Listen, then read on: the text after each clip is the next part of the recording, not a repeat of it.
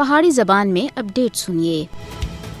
مقبوضہ جموں کشمیر وچ بچے سب تے زیادہ بھارتی ریاستی دہشت گردی دا شکار ہوئے۔ بنیادی طور تے بھارتی مظالم دا بچے اپنی اکھاں دے نال مشاہدہ کر رہے ہیں۔ مقبوضہ جموں کشمیر وچ تعینات بھارتی فوجی کشمیری بچیاں دے خلاف ہولناک جرائم دا ارتکاب کر رہے ہیں اور پچھلے 33 سالاں دے دوران مقبوضہ جموں کشمیر وچ 900 دے زیادہ بچے بھارتی دہشت گردی دی بینڈ چڑھے، جبکہ بھارتی فوجیاں دی طرف تے مار دینے والے ہتھیار پیلٹ گن تھیں سینکڑاں بچے اپنی بینائی تھی محروم ہو چکے ہیں۔ اس کے علاوہ 1990 تھی کہن کے آج تک ہزاراں بچے بھارتی ریاستی دہشت گردی کے نتیجے وچ اپنے والدین دے سائے تھی میں محروم ہو چکے ہیں۔ جنوری 1989 تھی کہن کے 31 جنوری 2023 تک مقبوضہ جموں کشمیر وچ بھارتی دہشت گردی دی وجہ تھی 1,07,896 بچے یتیم ہوئے ہیں۔ کشمیری بچے اپنی اکھاں دے سامنے اپنے گھراں اور پیاراں کو قتل ہوندے دیکھ کے زندگی بھر دے واسطے صدمے دا شکار ہو جانے ہیں۔ مقبوضہ جموں کشمیر وچ پچھلے 32 سالاں تے زیادہ عرصے تھی کشمیری بچے اپنا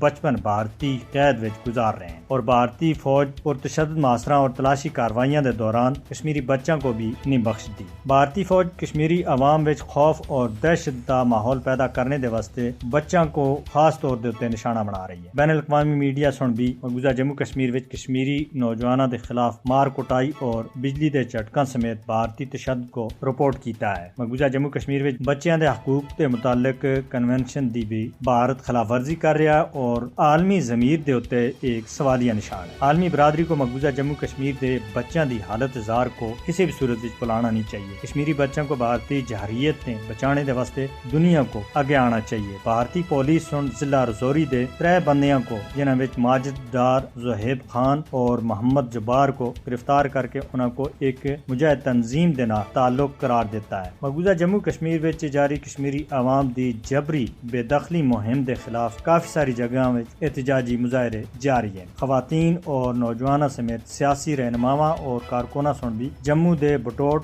اور بڑگام وچ بے دخلی مہم دے خلاف سخت مظاہرے کیتے۔